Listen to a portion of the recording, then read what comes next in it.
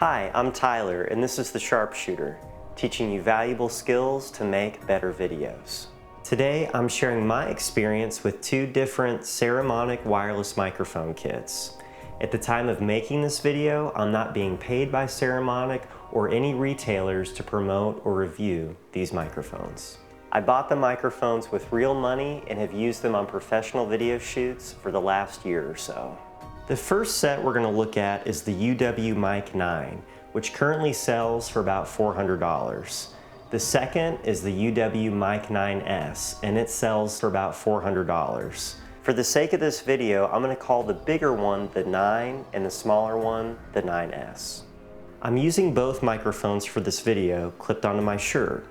Throughout the video, you'll see a subtitle indicating which one you're currently hearing. These kits are similar. So here's a rundown of the basic features that they share. They both use wireless UHF technology running on the 500 MHz band. They include two microphone transmitters with one shared receiver. I really like having only one box attached to my camera for the receiver, as opposed to two boxes compared to many other brands. That means less batteries, less cables, and a lighter load in my camera bag. The receiver has a stereo output, so you can record each microphone onto separate channels in your camera or recorder. If you need a mono mix down, it can do that too. The receiver comes with 3.5mm cables and XLR, and it also has a 3.5mm headphone jack to monitor your audio, which is handy if you're using a camera that doesn't have a dedicated headphone jack. The microphones are omnidirectional, meaning they pick up sound equally from all directions, which gives you flexibility when mounting onto clothing. The menu settings for these models are nearly identical, and I'd say they're intuitive and easy to adjust. Both sets come with a hard shell case to keep them safe from the elements and basic wear and tear. Although $500 is a lot of money, these kits fall in that price point, and that's considered really affordable for wireless mics. Here's where the two models differ. Let's start with the 9. It runs on AA batteries. You can use standard alkaline batteries from any store, but I would recommend using professional batteries like the Duracell Pro Cell, Rayovac Ultra Pro, or Energizer Industrial. They can also run on rechargeable batteries.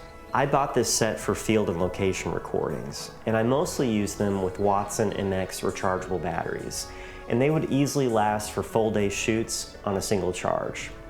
Honestly, they probably last longer than that, but I always try to charge my batteries at the end of the day.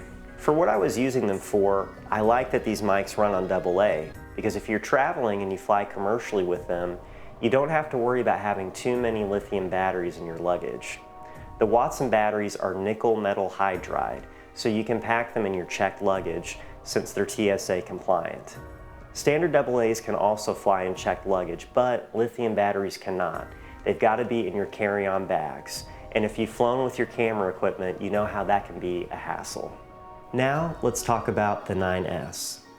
I bought two sets of these models, and my use case was a little bit different from the 9 kit. I never planned on using these while traveling for recordings. I just wanted these to be used indoors only. They're powered by internal lithium batteries, which are rechargeable. The set includes a USB-C charging cable for each unit, but it does not come with a USB block to plug into a standard power outlet. You have to buy that yourself. Now, I like that these units are rechargeable because I bought them to use in an office-based recording studio for simple interviews in a controlled space. They get used about once a month, so the batteries should last a long time being charged and discharged on a regular basis. And although this kit came with a hard shell case too, I usually just keep these microphones on a shelf inside a cabinet where they're always plugged in the charger if they're not in use. One thing I noticed off the bat with the 9S is that the metal belt clips come off really easily. It's just a thin metal wire that's molded to the size of the box with prongs that stick into each side. I use these mics for talking head style interviews where the subject is usually seated, so I just ask the person to set the transmitter on their lap, or if they have a jacket, to drop it inside the pocket. To me, it's not a big deal. It's kind of funny though, because people will instinctively try to clip it onto their belt, and the clip comes off every time. Setting up these microphones is an easy process. Attaching the antennas, cables, and wired microphone elements is simple and intuitive. If you've ever used a wireless mic before, you should be comfortable setting these up. The menu systems are simple too. I disabled the mute button on all transmitters, and that's just a personal preference so I don't have a subject accidentally mute the microphone themselves during a shoot. For me, it's Murphy's Law. If it can go wrong, it will go wrong. I also turned the mic gain down to 7. I don't remember what the transmitters were set to by default, but they sounded a little hot, and for my equipment, 7 seemed like the best sound. And I haven't run into this myself, but I've read that if you have the older Model 9 kit with the yellow border display, it doesn't have adjustable gain. Maybe you can fix that with a firmware update, but I'm not sure. So I'd stay away with those, because no matter how much or how little you're paying for a wireless mic, you should be able to adjust the gain of the microphone signal. The last thing I did to set up these microphones was to change the frequencies to the local area I'm shooting in to ensure I have no interference. If you're not aware of how to do this, check for links in the description below. I have another video that shows you how to do it with any UHF microphone, step by step.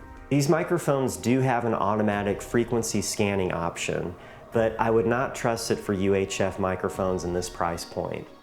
Digital microphones on the 1.9 or 2.4 gigahertz usually do pretty good with automatic frequency hopping, but I'm not going to take a chance picking up static with these microphones during a recording.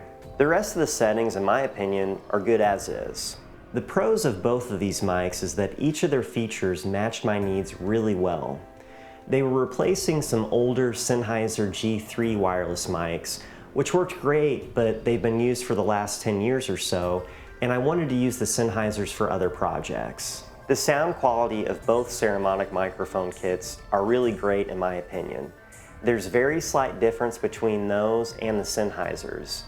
I describe the Sennheisers having maybe a bit more brilliance or crispness in the higher end EQ frequencies, and maybe a bit more low-end presence too.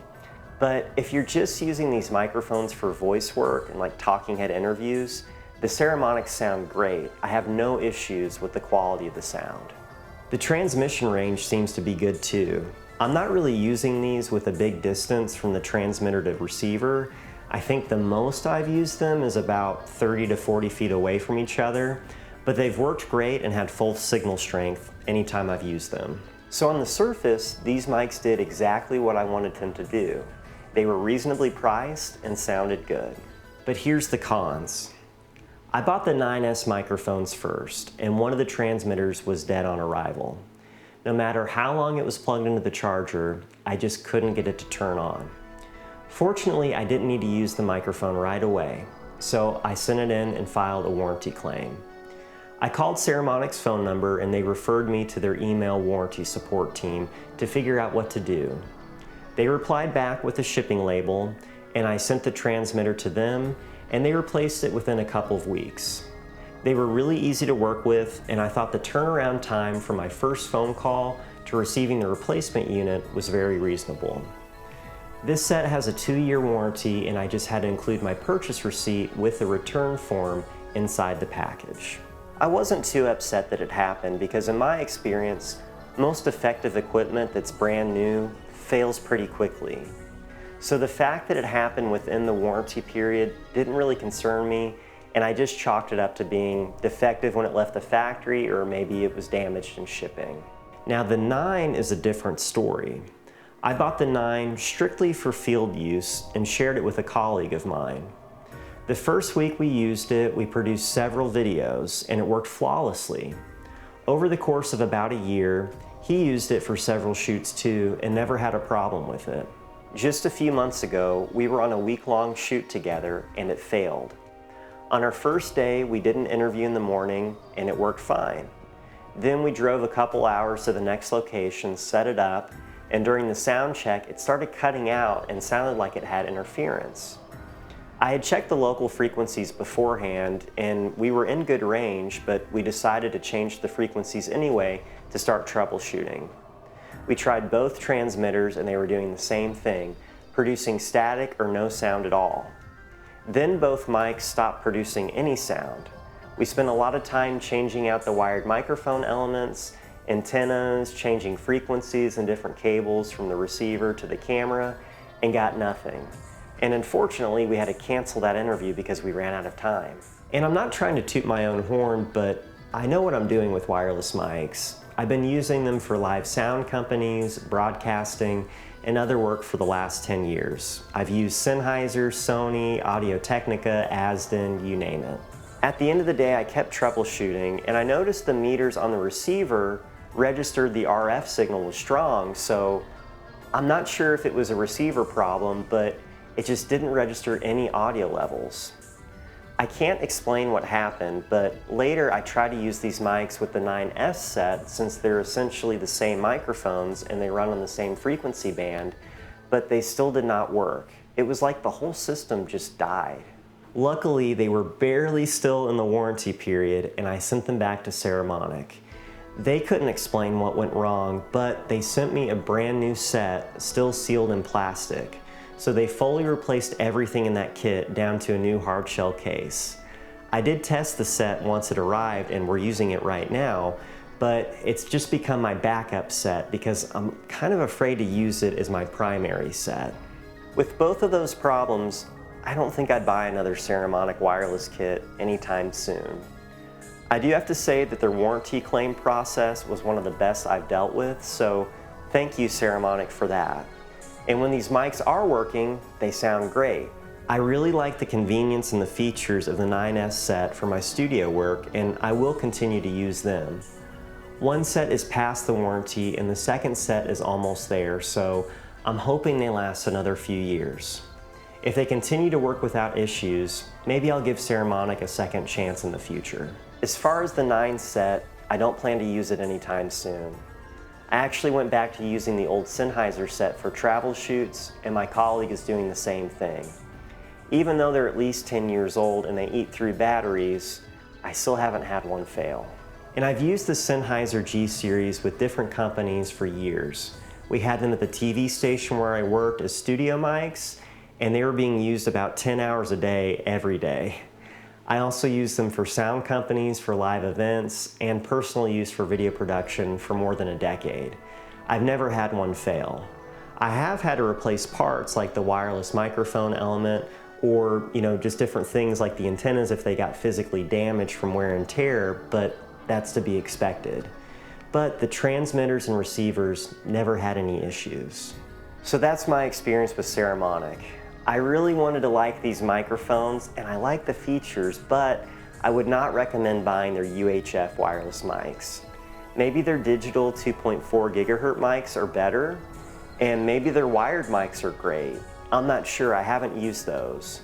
But for me, there's so many other affordable competitors out there that make the same features, and I'm willing to buy used equipment to save money if it's good stuff, so there's not really a reason I'm going to buy Saramonic again.